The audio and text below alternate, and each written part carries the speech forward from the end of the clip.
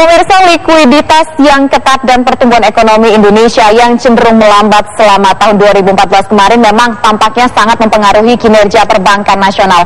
Meski begitu pemirsa, kinerja keuangan bank-bank milik pemerintah atau bank BUMN masih mampu mencatatkan hasil yang positif. Ada 4 bank BUMN yang telah merilis laporan keuangannya untuk tahun 2014 dan terbukti mereka bisa mencatatkan laporan keuangan yang cukup menggembirakan atau memuaskan. Kita lihat di posisi pertama pemirsa ditempati oleh Bank Rakyat Indonesia atau Bank BRI. Bank BRI ini mampu mencatatkan laba bersihnya sebesar 24,2 triliun rupiah atau mengalami pertumbuhan sebesar 14,3%. Disusul di posisi kedua ditempati oleh Bank Mandiri dengan perolehan laba bersih sebesar 19,9 triliun rupiah atau mengalami pertumbuhan sebesar 9,2 triliun rupiah. Dan bisa dikatakan Bank Mandiri ini merupakan bank yang memiliki aset terbesar secara nasional di bank, dikatakan di seluruh bank di seluruh Indonesia begitu.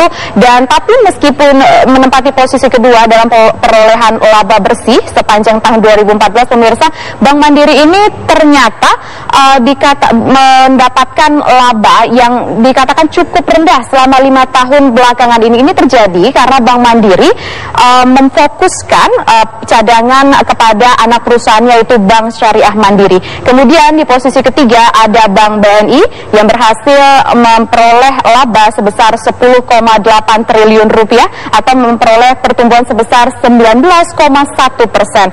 Namun di posisi terakhir ada Bank Tabungan Negara yang memfokuskan pada penyaluran kredit perumahan, ternyata mencatatkan pertumbuhan yang kurang menyenangkan karena mengalami pertumbuhan penurunan sebesar 29,5% atau hampir 30% dan hanya berhasil mencatatkan laba bersih sebesar 1,1 triliun rupiah saja.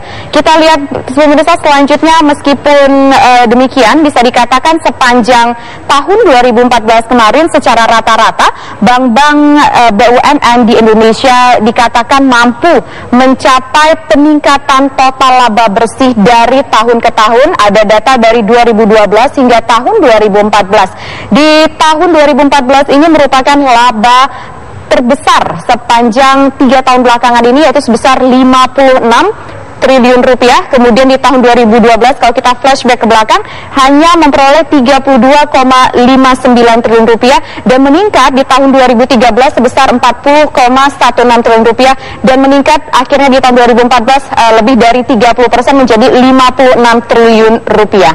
Kemudian selanjutnya di sektor lainnya untuk penyaluran kredit Bank BUMN di tahun 2014 ini Bank Mandiri mampu menyalurkan pertumbuhan kredit paling besar di antara bank-bank BUMN lainnya, di mana pertumbuhan kreditnya sebesar 12,2% dan mencatatkan pertumbuhan angka kredit itu di angka 530 triliun rupiah, disusul dengan Bank BRI sebesar 490,41 triliun rupiah atau mencapai pertumbuhan sebesar 13,9%. Selanjutnya adalah Bank BNI dengan pertumbuhan sebesar 10,8% atau di angka 277,6 triliun rupiah dan disusul dengan Bank BTN sebesar 115 triliun rupiah atau mencapai pertumbuhan 15%. Kalau kita lihat dari data penyaluran kredit Bank BUMN ini dapat dikatakan bahwa rata-rata pertumbuhan kredit yang disalurkan oleh Bank BUMN ini lebih dari 10% pemirsa.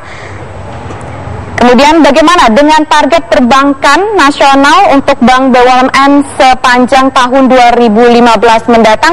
OJK menargetkan atau memprediksikan Bank BUMN sepanjang tahun 2015 bisa memperoleh laba bersih sebesar 129 triliun rupiah atau tumbuh sebesar 19,7%. Dan dana dari pihak ketiga ini diprediksikan bisa mencapai 4.715 triliun rupiah atau tumbuh sebesar 14,4%. Dan untuk penyaluran kredit kepada masyarakat sendiri diharapkan bisa mencapai target di angka 4.352 triliun rupiah atau tumbuh sebesar 16,43%. Dan selanjutnya di tahun 2015 ini tampaknya memang ada sejumlah tantangan-tantangan yang harus dihadapi oleh sektor perbankan di tanah air, khususnya bank BUMN. Di antaranya adalah mengenai ketatnya likuiditas, kemudian adanya suku bunga yang dikatakan cukup tinggi, dan juga pelemahan rupiah dan harga komoditas yang akan mempengaruhi nantinya bagaimana kinerja keuangan perbankan di tahun 2015. Kemudian normalisasi kebijakan moneter Amerika Serikat pun juga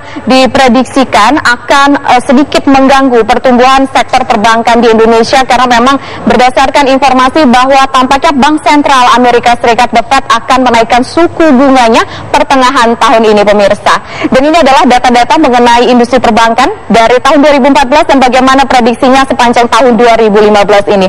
Dan usai jeda berikut kami akan kembali dengan informasi lainnya, yaitu mengenai mudik Imlek. Ini merupakan tradisi masyarakat Tiongkok yang berkontribusi besar bagi perekonomian di Tiongkok. Informasi selengkapnya kami hadirkan sesaat lagi.